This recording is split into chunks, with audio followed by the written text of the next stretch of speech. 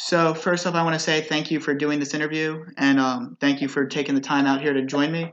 And before we get into anything deep, I read that you had a different path to even getting to Oregon. Can you tell me your path to get there? You were a highly touted athlete out of high school, and you were drafted to the MLB. Tell me about how you ended up at Oregon.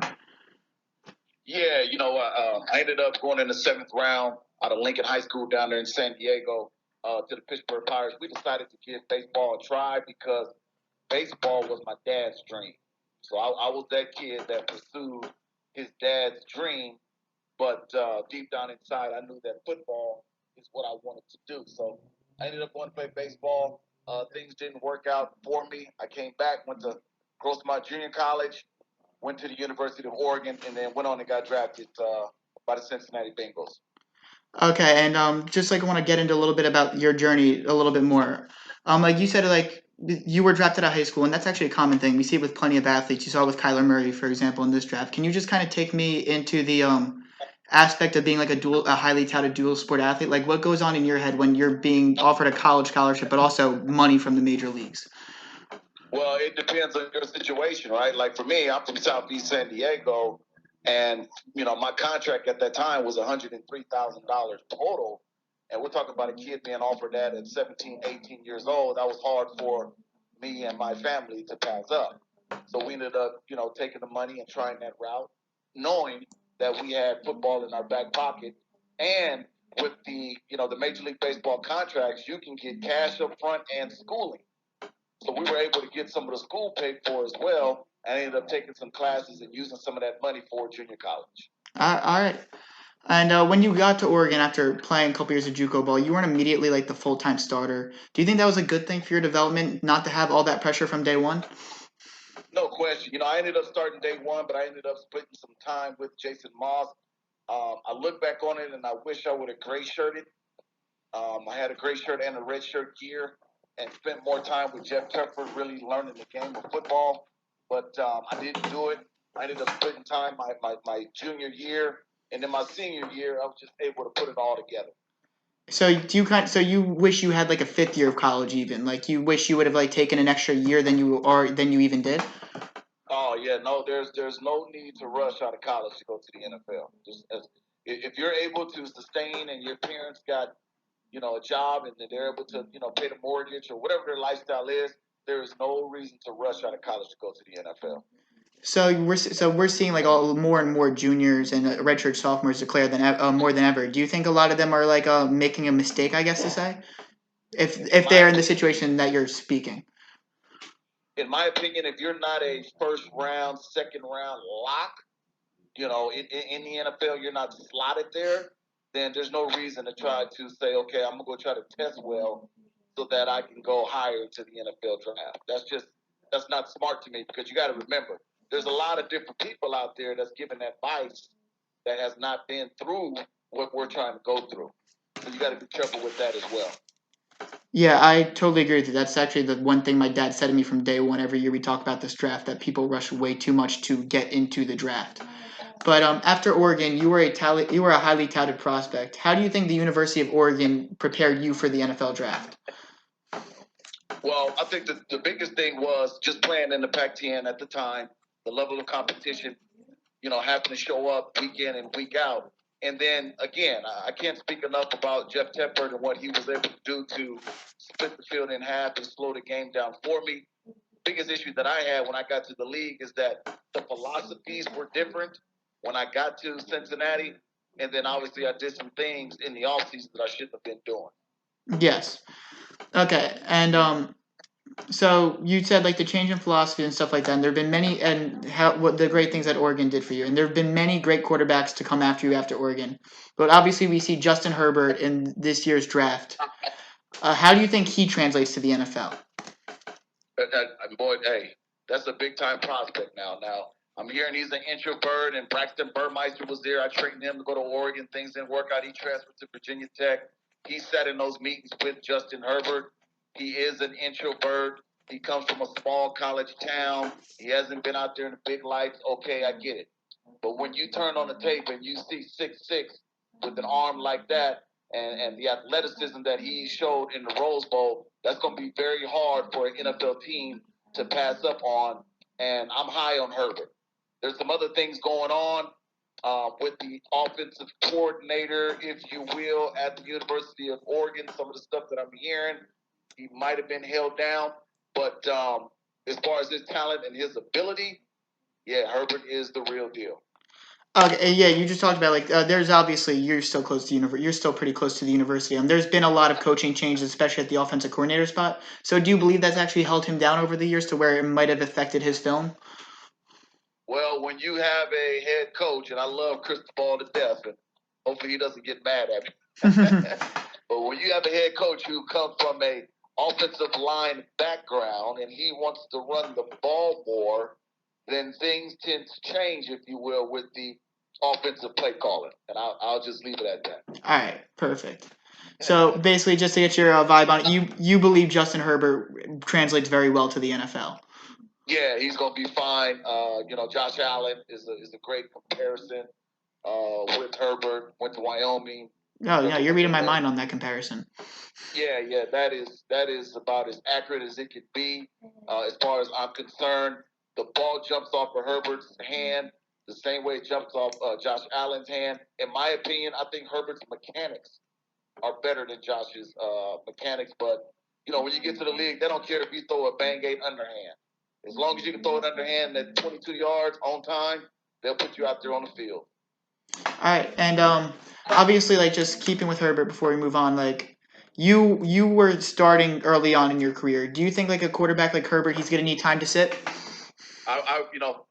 The Chargers situation for me is a perfect situation. I hope we take him. We got Tyrod that can play this upcoming season, and he can sit and wait. You got a guy like Cam Newton who we possibly could trade for, give Cam a 2-year deal, see how that first year works out. You got Tom Brady, who's from California. Yes, I believe that Herbert needs to sit for a year, possibly sit for 2 years, get acclimated with the league, and then he's going to be fine. All right, perfect. And I actually totally agree with you on all that. And just moving on to your professional career, you were drafted with the third overall pick, obviously, and we hear about all this euphoria about draft day. You have like this whole process that leads up to it. Can you tell me what was going going through your head on draft day? Yeah, I mean, it was one of the biggest days, in my life, in Southeast history. We had the mayor of San Diego there. We had district, county people there. We had the junior college head coach there, the high school head coach there. I mean, we had everybody that helped me get to that point at the draft. It was a community event. And, when they talk about it takes a village to raise a child, that village was there, and we all celebrated that day out there in New York. All right, thank you for that. And after getting drafted third overall, there was a lot of expectation surrounding you, obviously. Can you elaborate on the kind of pressures you face heading into the NFL? Yeah, it's a lot of pressure when you're coming in trying to save an organization and essentially put a city on your back. And for me, the holdout actually hurt me a lot because after the holdout was done, Cincinnati put me out there on the field.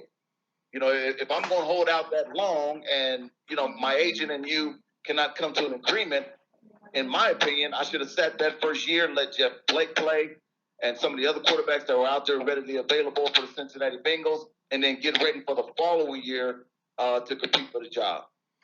So, do you think Cincinnati, I guess, like failed you in a way by putting you out there so early? Because that's kind of you've talked a lot about how you wish you gray shirted, you wish you were given time to develop. Do you think they failed you in a way?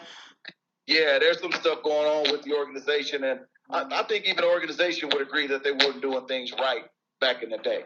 And there's a list of things and people and examples that we can give. But back then, things just wasn't right with the organization. And I still talk to Corey Dillon. He's still a little bit upset about his career with some of the stuff that he was trying to get changed. I still talk to Big Willie Anderson. He's a good friend of mine. It's a travesty that he's not even in the Hall of Fame. So we still talk about some of those things that we went through in Cincinnati that people aren't privy to. Can you elaborate on some of those things that you went through for me within the organization? Well, just some of the stuff, just the food, the travel, the strength and conditioning program, West Coast games, you're supposed to leave, on Friday, we left on Saturday, the lack of per diem. I mean, it was the list is extensive, But now, when Marvin Lewis came in and he came from the Ravens, he brought all of those principles and philosophies to the Cincinnati Bengals, and that's why the organization changed for the better, but they have not got over the hump yet. Yeah, that actually leads me into a point I was going to make in a minute. But Carson Palmer recently made his comment saying that the Bengals were never really trying to win a Super Bowl, and obviously he played, I believe, his entire career under Marvin Lewis. As someone who played like Cincinnati, do you think that the Bengals lack the culture that other Super Bowl winning teams have? If Carson is saying that under Marvin's regime, I wonder what he would say under the regime that I was involved in. And again, what I always say is, I messed up with the off-the-field shenanigans that I did, but just imagine if Donovan McNabb would have went number 3 and Akili Smith would have went number 2. Oh. This is what we're talking about that people just fail to realize and even think about. They just see Akili Smith, number 3, it didn't work out, but they don't look at the details as to why it didn't work out. And here's the next thing, and I'll get back to the Super Bowl. Only had 17 starts in 4 years. Mm-hmm. So we're talking about 1 start my 3rd year, 1 start my 4th year, and then next thing you know, I'm out of the league. So no, at that time they were not trying to win a Super Bowl because the organization was based on making money. And when you don't have a scouting department, let me give you another example. There were games where we would land on Saturdays and we would be looking for our coaches to go watch film or do whatever we need to do to get ready for our next opponent. Our coaches were on the road at different colleges scouting games. So what are we supposed to do while we're in the hotel? That was a big issue that we had with Cincinnati. So I'm only 19 years old, so actually like a little bit before my full time. But like you're actually telling me that your coaches, like when you were preparing for game day and stuff, they were scouting players for the future, which is usually a front office job. On Saturday night at the hotels, when we landed and got situated and ready to go for a Sunday game, our coaches were on the road scouting other collegiate athletes getting ready for the season. There was no scouting department. There was no general manager. So the coaches had to do it. And then when Marvin came in, he finally got some of those pieces needed, the general manager, the scouting department, and things of that nature. Okay, and so you feel Marvin Lewis was basically a godsend to this organization, while I feel like he doesn't get the respect he deserves, obviously. But he was Marvin Lewis was a savior to the Cincinnati Bengals. Because if they didn't bring in Marvin Lewis, they might have still been in that same age of what they were in under Akili Smith, under the Dave Klingler, under Big Daddy Wilkerson. Everybody calls a bus. All of us might have had different careers under someone like a Marvin Lewis. All right. Wow. No, I actually didn't expect that story from you. Thank you for that. But Joe, going back to the current day, Joe Burrow, obviously from LSU, he's expected to be the first overall pick. How do you feel about him as a prospect potentially going to the Bengals under the current organization regime? Well, one thing that scared me about the whole Joe Burrow situation was when they compared him to Andy Dalton. And ever since then, I'm saying to myself, why would you draft another Andy Dalton if that's who you're comparing him to? That makes no sense to me. Now, in my opinion, in college, I think Joe is better than Andy Dalton. We just watched one of the best collegiate football seasons in the history of football, and there's no way that the Bengals pass on a guy like Joe Burrow. So, do you feel like he can be a franchise? He could be a franchise saver. In my opinion, he can be a franchise saver. He's in the Hall of Fame category. He can do it all. I mean, I've never seen a college season like this in the SEC and through the college playoffs with the performances that he had out there week in and week out. Wow, yeah. And we've seen obviously Joe Burrow. He's been you just talked about how high of a prospect he is. He's been called the best quarterback prospect since Andrew Luck. I'm assuming you watched both of them play, considering he's a Pac-12 quarterback. How does he compare to Luck as a prospect? Luck was phenomenal. His wide base and making all the throws. I love watching his career. Those guys are probably identical. I would definitely agree with that. I think that Luck could have did some of those same things in the SEC with that LSU offense. And hopefully Luck comes back. That's what I'm waiting on. I'm thinking Luck is going to come out of retirement. I think he's going to come back for another 2 or 3 seasons. Because one thing that they didn't do is they didn't pay him. They didn't stop paying him that extra money that was allotted to him. So that was a big red flag to me. I think they're working on some type of agreement, and I think Luck will be back. Yeah, you're telling me Luck will be back. Actually, I want to. I know that wasn't part of the scheduled interview, but can you talk? Like, he's obviously been away from the game. You've been away from the game. Can you talk about the itch that comes back? Because you hear about that a lot. I'm assuming you've had it. Like, can you talk about? Go ahead, say that again. Can you talk about? Sorry, like you broke up for half a second. Can you talk about me like he stepped away from the game? You think he'll come back? I'm assuming it's a lot because of the desire to come back just to play the game you love. Is that someone who's been away from the game who played it for a long time? Can you talk to me about that desire to come back that most players feel? Oh yeah, he's definitely got that burning itch. There's no way. I mean, when you've been programmed as a human to be on schedule every single day for over half your life, we're talking about high school, college, and pros, you tend to get used to that routine. And what I think is, in my opinion, I think his body is just hurting. And I think he needs to get his mind right and get his body in shape. Going through the grinds of practicing every single day tends to be a lot. But once he gets, his energy and everything recharged, I do believe that Andrew Luck could be back. All right. And one more question on the Bengals before we move on to the last part of the interview. When a player gets drafted, like you were so highly, Luck, most likely Burrow, when a player gets drafted, nobody gets really more excited than the fans. They create these lofty expectations. Can you tell me about your experience with the Bengals fan base over the past 20 years or so? Well, in the beginning, everything was good, and then obviously things weren't good at all. And to be perfectly honest with you, there's a lot of Bengal fans now who has shifted the narrative about my career out there because they're starting to hear some of the stories. And they know, some of the issues that the organization was having with the Brown family. So now the narrative is starting to change a little bit. And to be honest with you, it doesn't change the outcome of my career. I thank God that the truth is finally coming out, and then we all can move on from it. All right. Yeah. Wait, were you about to say something else? I'm sorry. No, that's it. All right. And moving on to the next thing. You were obviously an athletic quarterback before it was popular. Do you think if you were drafted 15 to 20 years later, you would have been more successful? Yeah, ahead of our time. Definitely ahead of our time. We talk about that a lot. A lot of the athletic quarterbacks with the RPO stuff going on now. I'm nowhere fast as Lamar Jackson, but with some of the stuff capable of doing the zone read and RPO stuff, we definitely could have changed the game back then. But again, that wasn't the style of football back then. It was more of the pocket passer, sit in the pocket, but nothing is there. Go ahead and try to escape, get us 3-4 yards, slide, and get back in the huddle. Right now as it stands, the game is changing, and all the quarterbacks that I train now, we're doing speed ladders. We're doing the skips. We're doing the karaoke's. We're doing all that stuff to make sure that they can do the RPO system and have to move if they need to.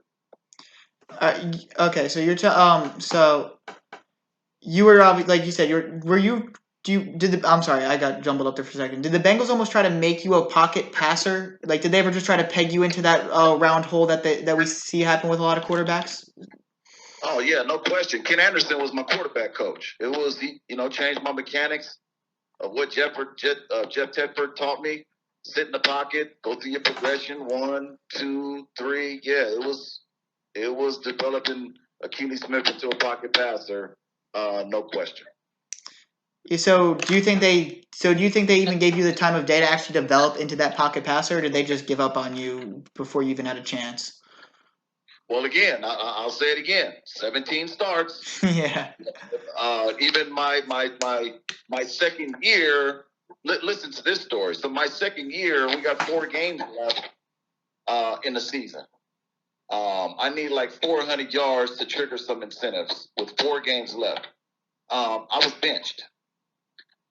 So that I wouldn't trigger those incentives, and then my base salary for my third year will escalate based on the contract that I signed under Lee Steinberg. That was the beginning of me knowing that it was probably over in Cincinnati after my second year. My third year, I played 1 game. My fourth year, I played 1 game, and that was it. So after that second season, did you ever try to get out of there or get a trade to leave? I definitely try to get out of there, but then you'll take a cap hit. So there was a lot of different things going on with my career. Yeah, sorry about that. Seems like you were like basically set up to fail from the get go. But as you watch guys like Lamar Jackson and like you mentioned Lamar and Russell Wilson succeed, do you consider yourself, I guess, a trendsetter who doesn't get enough credit? No question. I had that conversation with the guy from the year of the black quarterback. We were actually in the process of trying to put a panel together to start talking about some of those different types of things. And, hopefully a lot of people be receptive. They don't look at it as a racist issue, but it definitely needs to be addressed. And and like as you said, you've seen the growth of the mobile quarterback, and like you said, a lot of the things that went wrong in your career. And before you even mentioned, what if Donovan McNabb had went 3 and you had went 2? Do you ever even like look back at that and think, what if? I always look back on it because, there was a picture or an article posted online. 3 of us went in the first round: Dante, myself, and Donovan. Well, guess who went number 1? Tim Couch. Yeah. What if Dante would have went number 1 and Akili would have went 2 and Couch would have went 3 and McNabb slides down to Minnesota? Like, there's so many what ifs with that draft, with the Cleveland Browns being a new organization, the lack of brothers at the quarterback position in the NFL. I mean, that's a whole nother conversation that we'll be talking about shortly. And obviously, as you look back on your professional career, do you think about it positively? Oh, it's definitely a positive. Anytime you're a part of the 1% out of 7.6 billion humans in the world, that's a positive, bro. Nobody can take that away from me. 1% out of 7.6 billion is a positive. And I don't care what nobody says about my career, my 17 starts in the NFL. There was a lot of good things that I did playing quarterback from youth all the way to college. And now that's why I'm giving back this information to the masses. Nah, amen to that. Seems like you got the right state of mind about everything. And but you're talking about you're giving it out to the masses. You're training young quarterbacks. What kind of mentality do you try to instill in them to get to the level that you did? Just always making the right decisions. And the biggest thing that Ken Anderson taught me was you have to live the lifestyle. Quarterbacking is a lifestyle. When you wake up, you're a leader. When you wake up, you got to prepare to be great. When you go to sleep, you got to prepare and sleep to be great. It's all about a lifestyle. And I think where I fell apart at was during the offseason, getting away from the Cincinnati Bengals organization and a lot of the things that was going on. So, like you talked about getting away from the organization, like was that just like a year one thing, or was that something that persisted throughout your tenure there? It was a ghost town. It wasn't just Akili. It was a ghost town back then. There wasn't a lot of guys coming back to the organizations to work out and things of that nature. And for a quarterback, it was a lot of suffering for me because even if you want to throw to a lot of the veteran receivers aren't there. You throw to the practice squad guys who might not even make the team. So it makes it extremely difficult to work on your timing. And again, that's something else we can dive into later, and that's something that we will dive into. All right. Yeah, that should do it for me, man. I appreciate you taking the time to talk to me. Okay. All right, man. Thanks a lot. No, thank you. Have a good one. If you liked what you just watched, please subscribe to our channel for more sports, news, and debate content. Have you subscribed yet? Come on now. Go ahead. I'm waiting. Alright, I'll give you 5 seconds. 5, 4, 3, 2, 1.